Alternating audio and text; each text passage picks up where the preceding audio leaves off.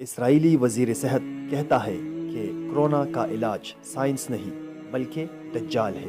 صحافیوں نے اسرائیل میں ممکنہ کریک ڈاؤن یا ایمرجنسی کے متعلق دریافت کیا تو وہ کہنے لگا کہ کیا کسی مذہبی آدمی کے لیے یہ مناسب ہوگا کہ کریک ڈاؤن لگا لے۔ ہم بس دعا کرتے ہیں اور پوری امید رکھتے ہیں کہ ہمارا مسیحا یعنی دجال ہی ہمیں ان مسائل سے بالکل ویسے ہی نکالے گا جیسے خدا نے فرعون کے عذاب سے ہمیں مصر سے نکالا تھا۔ میرے خیال سے اگر ایسا مذہبی بیان پاکستان کا وزیر اعظم یا وزیر مذہبی امور دیتا یا کوئی اور عالم دین دیتا تو اس وقت ہم سب نے اسے ذہنی مریض قرار دیا ہوتا۔ تمام لبرلز فوراً اس کے استعفیٰ اور پکڑ کے جیل میں ڈالنے کا مطالبہ کر رہے ہوتے۔ پوری دنیا پاکستان اور اسلام کا مذاق اڑاتا، حکومت سے مذہبی لوگوں پر پابندی لگانے کا کہہ رہی ہوتی، لیکن جناب یہ اسرائیل ہے۔ یہاں لبرلز، سیکولرز، غلام میڈیا اور اقوام متحدہ سب کی ماں مر جاتی ہے۔ اسرائیل کے وزیر صحت کے بیان پر آپ کو کہیں ایسا کچھ دکھائی نہیں دے گا، لیکن پاکستانی میڈیا خودکشی کر لے گا، لیکن آپ کو اسرائیل کا یہ چہرہ کبھی نہیں دکھائے گا۔ یاد رہے اس سے پہلے بھی اسرائیلی وزیر دفاع کا ویڈیو سامنے آیا تھا جس میں وہ انتہائی پراعتماد لہجے میں کہتا ہے کہ ہمیں کرونا سے کوئی پریشانی نہیں، چاہے 70% اسرائیلی شہری بھی اس وبا میں مبتلا ہو جائے۔ جب بھی ہمیں کوئی مسئلہ نہیں، نہ ہی ہم عوام کو کرنٹائن کریں گے اور نہ ہی ایمرجنسی لاک ڈاؤن کریں گے۔ حیرت انگیز طور پر اسرائیلی حکومت، وزیر دفاع اور وزیر صحت سب کے بیانات اور اقوام متحدہ کی کرونا کے بارے میں بتائی گئی تازہ ہدایات کے سب برخلاف ہے، لیکن کوئی بھی ان کے اقدام پر تنقید نہیں کر رہا۔ خود اقوام متحدہ کی طرف سے بھی اسرائیل کے خلاف ایک لفظ بھی نہیں بولا گیا، کیونکہ اقوام متحدہ کی روزی روٹی فراہم کرنے والا یہی اسرائیل ہے۔ دنیا کے جن 13 صہیونی خاندانوں نے اسرائیل کو زبردستی تخلیق کیا، عالمی دولت پر بھی ان کا قبضہ ہے۔ اقوام متحدہ کا خرچہ پانی بھی یہی لوگ فراہم کر رہے ہیں۔ اقوام متحدہ کے تمام اہم اداروں کے سربراہان ان کے اپنے یہودی زائنسٹ ہیں۔ دنیا میں خوف و ہراس کی فضا اپنے میڈیا ہاؤسز کے ذریعے وہی لوگ پھیلا رہے ہیں۔ یاد رہے دنیا بھر کا 99% میڈیا ان کی ذاتی ملکیت ہے۔ کرونا کے پیچھے ان کے کیا خفیہ مقاصد ہے؟ ان کے مقاصد ابھی واضح نہیں، شاید وہ فی الحال خوف و ہراس پھیلا کر دنیا کو معاشی نقصان دینا چاہتے ہیں۔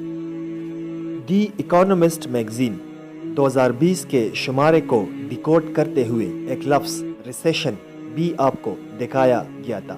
اس کی تشریح میں بتایا تھا کہ اس کا مطلب ہے وقتی کساد، جیسے دنیا کو اچانک معاشی دھچکا، اسٹاک ایکسچینج کریش کر جانا اور ملکوں کو معاشی نقصان پہنچانا تھا۔ کرونا سے بالکل ویسے ہی تو ہو رہا ہے۔ صہیونیت کے جو بھی مقاصد ہیں دنیا کے امن کے لیے بہت خطرناک ہوں گے، آپ مانیں یا نہ مانیں، لیکن یہ حقیقت ہے کہ یہ جنگ شروع سے مذہبی جنگ تھی اور ہمیشہ مذہبی جنگ ہی رہے گی۔ لبرلزم اور سیکولرزم محض دھوکہ ہے۔ میرا ذاتی خیال ہے کہ کرونا کے ذریعے دنیا کے تمام مذاہب کے عقائد کو بھی متنازع بنایا جا رہا ہے۔